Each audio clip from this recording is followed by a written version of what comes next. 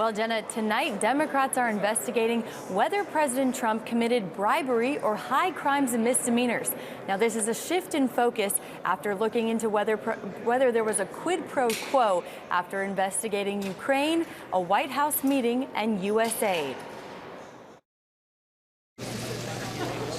The impeachment inquiry, now a spectacle.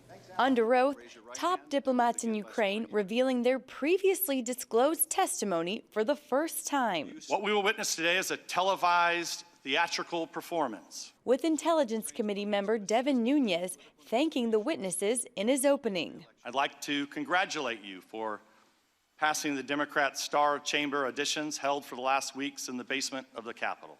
And from the U.S. ambassador to Ukraine, a new revelation. At the time I gave my deposition on October 22nd, I was not aware of this information. Bill Taylor told how a staffer at a restaurant with Gordon Sondland, the ambassador to the EU, heard Sondland speaking to the president over the phone.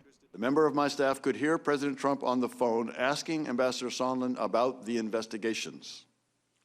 Ambassador Sondland told President Trump the Ukrainians were ready to move forward. At issue, U.S. security assistance to Ukraine and a phone call between President Trump and President Zelensky. I had come to understand well before then that investigations was a term Ambassadors Volker and Sondland used to mean matters related to the 2016 elections and to investigations of Burisma and the Bidens. Describing a visit to the front line, Taylor gave a first-hand account of the conflict between Russia and Ukraine after President Trump's phone call with Ukrainian President Zelensky. Russian-led forces continue to kill Ukrainians in the war, 1 or 2 a week. An hour into the hearing, the president retweeting a video from the official White House Twitter account, declaring new hoax, same swamp. It's a witch hunt, it's a hoax. And later, dismissing the ongoing hearings from the Oval Office. I'm too busy to watch it, so I'm sure I'll get a report. Have you been briefed? I have not been briefed. On the Biden corruption front,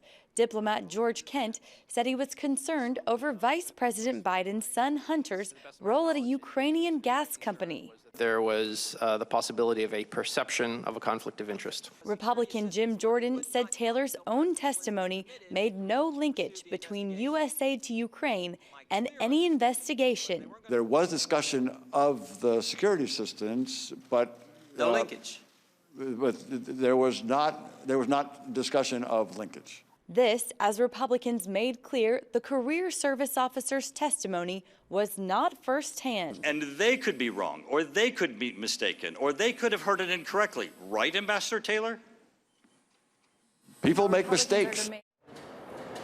Republicans are demanding their own set of witnesses testify in the public hearings, including access to Hunter Biden. Now, this as they also want answers to Democrats' possible prior coordination with the whistleblower who's responsible for first disclosing the Ukrainian phone call.